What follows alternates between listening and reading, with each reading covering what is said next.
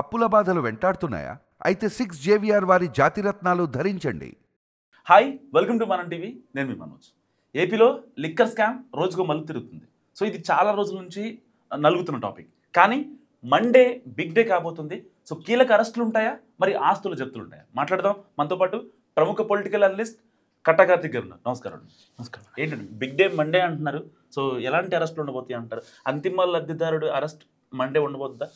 అంటే 2 ఛార్జ్ షీట్లు ఇప్పటికే లిక్కర్ స్కామ్లో సిట్ నమోదు చేస్తుంది ఏసీబీ కోర్టు విజయవాడలో. 3వ ఛార్జ్ షీట్ని సోమవారం నమోదు చేయబోతున్నారు అనేటువంటిది.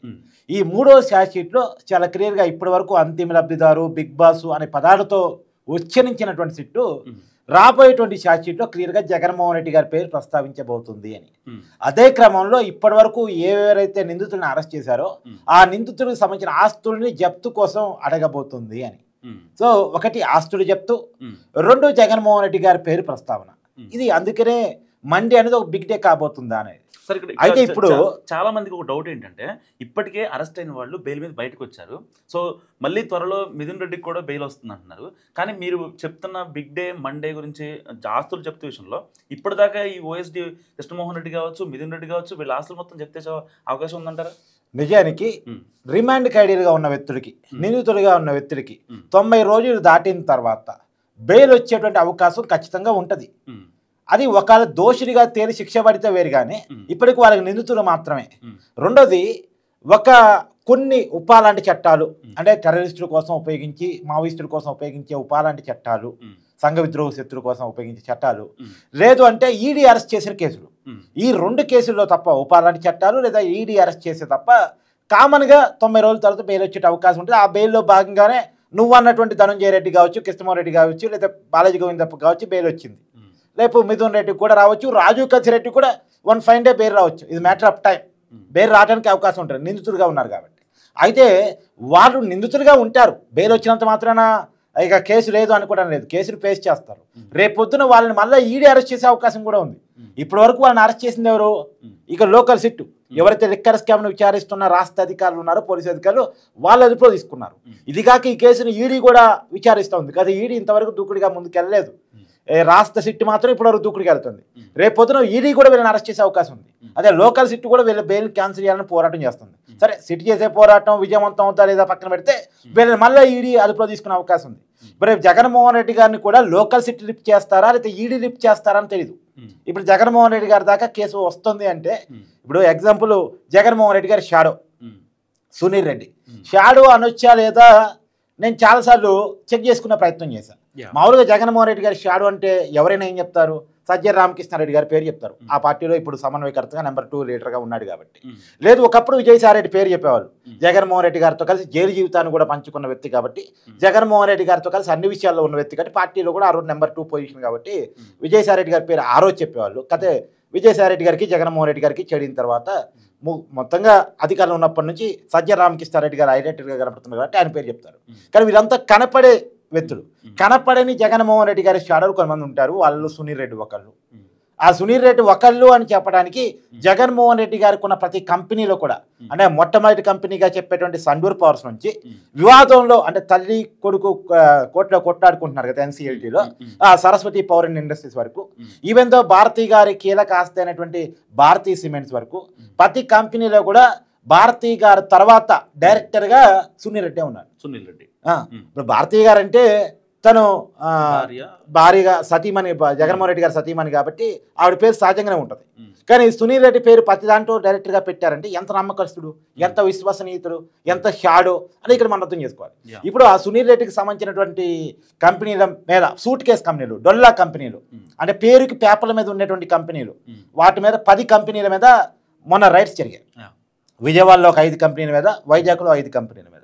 ఈ కంపెనీల ఉద్దేశం, ఈ కంపెనీల ఏర్పాటు ఉద్దేశం ఏంటంటే, కుబేర సినిమాలో అఖిల్ నాగార్జున చేస్తాడు చూసావా, ఏది బ్లాక్ మనీని వైట్ చేయడం కోసం ఏదో అడుక్కునే వాళ్ళని, ధనుష్ లాంటి వాళ్ళని తీసుకొచ్చేసి డొల్ల కంపెనీలు క్రియేట్ చేసి దాంట్లో నుంచి డబ్బులు ఎవరి చేతికి ఎక్కడికి పంపాలో అక్కడికి పంపిస్తూ ఉంటాడు. చూసావు కదా కుబేర సినిమా. అలానే ఇతను సునీల్ రెడ్డి పాత్ర కూడా అంతే. డొల్ల కంపెనీ ఏర్పాటు చేసి ఆ లిక్కర్ స్కామ్లో ఉన్న డబ్బు, సంపాదించుకున్న డబ్బు ఉంటుంది కదా, క్యాష్ అండ్ క్యారీ పద్ధతిలో బ్లాక్ మనీ ఉంటుంది కదా, ఈ బ్లాక్ మనీని వైట్ చేయడం కోసం కొన్ని పేక్ కంపెనీ క్రియేట్ చేసి ఆ పేక్ కంపెనీ అకౌంట్లలో నుంచి ఎక్కడికి డబ్బులు పంపించాలో అక్కడికి డబ్బులు పంపించడం. రియల్ ఎస్టేట్లో కావచ్చు, సినిమాల్లో కావచ్చు, లేదా వివిధ దేశాల్లో పెట్టుబడుల కోసం కావచ్చు, అక్కడికి మొత్తంగా డబ్బులు రకరకాల రూపాల్లో ఇట్ట గుండ్రంగా తిరిగి రావాల్సిన చోటుకు వస్తాయి. ఈ గుండ్రంగా తిరిగే క్రమంలో ఎక్కడన్నా చైన్ మార్కెట్ సిట్ కనిపెట్టలేకపోయింది అనుకో, సిట్టు అంటే ఎవరికి దొరకకుండా ఉండడం కోసం ఇదంతా చేస్తారు. ఎవరికి దొరకకుండా ఉండడం కోసం చాలా ప్లాన్గా చేస్తారు. వీళ్ళు ఇప్పుడోళ్ళు కాదు, అంటే ఇలా చేయటంలో ఎంత సిద్ధాస్తులో చెప్పడానికి 2011 నాడు జగన్మోహన్ రెడ్డి గారి మీద నమోదైన కేసులు ఉన్నాయి కదా, 20 సిబిఐడి కేసులు. ఆ రోజుల్లో కూడా జగన్మోహన్ రెడ్డి గారితో కలిసి ఈ సునీల్ రెడ్డి నిందితుడిగా ఉన్నాడు, జైలు జీవితాన్ని కూడా అనుభవించాడు. చెంచల్ కూడా జైల్లో జగన్మోహన్ రెడ్డి గారు, విజయసాయి రెడ్డి గారు A1గా A2గా ఎలా జైలు జీవితాన్ని అనుభవించారో ఈ సునీల్ రెడ్డి కూడా జైలు జీవితాన్ని అనుభవించాడు.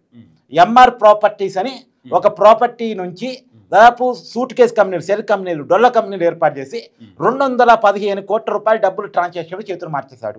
ఆ రోజు ఉన్న ఉపయోగం దాంట్లో జైలుకి వెళ్ళాడు.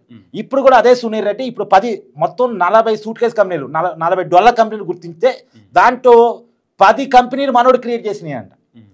అంటే 10వ వంతు మనోడు, అంటే 10వ వంతు ఏంది, దాదాపు ఒక పావుల మనోడు క్రియేట్ చేసింది. అంటే 10 డొల్ల కంపెనీలు క్రియేట్ చేసి లిక్కర్ స్కామ్లో ఉన్న డబ్బులు రకరకాల పద్ధతుల్లో రకరకాల చోట్ల పంపించారు. ఇప్పుడు ఆఫ్రికా ఖండంలో జగన్మోహన్ రెడ్డి గారు ఏదో పెట్టుబడి పెట్టారని వింటున్నాం మనం. ఆఫ్రికా ఖండంలో ఆహార శుద్ధి కర్మాగారం, ఇనుము శుద్ధి కర్మాగారం, ఏదో అక్కడ పెట్టుబడుల కోసం పెట్టారని చెప్పేసి మనం వింటున్నాం కదా. ఇక అక్కడ కూడా ఈ డబ్బులే పంపించాడు, ఇతనే పంపించాడా, ఇతను కొద్దిగా ఆరుతేరిన వ్యక్తి కదా, జగన్మోహన్ రెడ్డి గారికి నమ్మకస్తుడు కదా, ఈ విషయాలు బాగా తెలిసిన వ్యక్తి కదా, ఇతని చేత చేపించుంటారా అనేటువంటిది కూడా రాబోయే కాలంలో తెలియాల్సి ఉంది. ఇప్పటికైతే అతని మీద సోదాలు జరిగినాయి, అతని కంపెనీల మీద, దానికి సంబంధించినటువంటి కంప్యూటర్లు, హార్డ్ డిస్కులు మొత్తం స్వాధీనం చేసుకున్నారు. దానికి సంబంధించిన వివరాలన్నీ బయటకు వస్తూ ఉన్నాయి. కానీ ఏది ఏమైనా ఒకటి మాత్రం నేను బలంగా చెప్పగలను మనోజ్, లిక్కర్ స్కామ్ అనేది అది స్లో పాయిజన్ కేసు. ఇప్పుడు వీళ్ళ 3500 కోట్ల కేసు కూడా ఇది ఏదో కొండందో వెలికన పట్టిన కేసు అంట నేను. ఎందుకంటే అది 3500 కోట్ల కేసు కాదు, మీరు మొదటి నుంచి చెప్తున్నారు. 30,000 కోట్లకు పైగా ఉండేటువంటి కేసు రకరకాల పద్ధతులు జరిగింది. సో అంతా పట్టుకోవడం సాధ్యం కాదు కాబట్టి సరే ఈ 3500 కోట్లను పట్టుకొని దాన్ని ప్రూవ్ చేయగలిగినా చాలా అనుకుంటాను సిట్టు. సో ఆ విషయంలో ఎంతవరకు ముందుకు వెళ్ళగలదు, ఎంతవరకు ప్రూవ్ చేయగలదు, ఎందుకంటే నేరం చేసిన వాళ్ళు చాలా తెలివిగా చేసినటువంటి వాళ్ళు. ఈ నేరం అంతా కూడా చాలా తెలివిగా చేయబడింది, క్యాష్ అండ్ క్యారీ పద్ధతిలో చేయబడింది. ఇప్పుడు ఎగ్జాంపుల్ మనం వింటున్నాం, చెవిరెడ్డి భాస్కర్ రెడ్డి గారి గురించి ఒక మాట ఇవ్వాలి, పేపర్లలో మనం చూస్తున్నాం. ఏంటి ఆయనట ఇప్పుడు తక్కువ రేటుకి భూమి కొంటాడు, అంటే వాస్తవానికి కొనే రేటు వేరు, రిజిస్ట్రేషన్లో చూపించే రేటు వేరు. 10 లక్షలకి భూమి కొంటే 5 లక్షలకే భూమి కొన్నానని రిజిస్ట్రేషన్ చేసుకుంటాడు. దాన్ని ఏం చేస్తాడు, లాభాలు వస్తున్నాయి అంటే రేటు పెరిగిందని చెప్పి 25 లక్షలకు అమ్ముతాడు. అంటే 5 లక్షలు కొన్నానని రిజిస్ట్రేషన్ రాస్తాడు, 25 లక్షలకి అమ్మానని రాస్తాడు.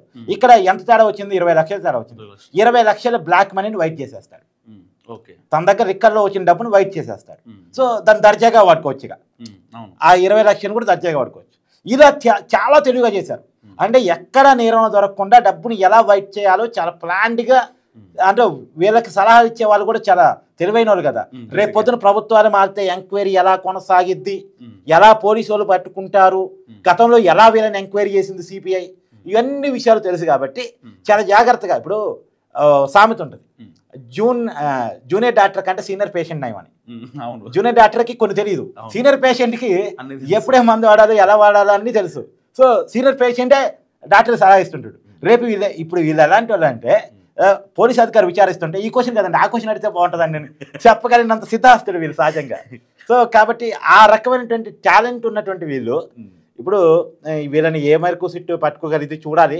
కానీ ఏదేమైనా big short chit, big Monday కాబోతుంది, మండే మండబోతోంది. ఆ మంట సెగ ఎవరికి తగిలిద్ది అనేది చూడాలి.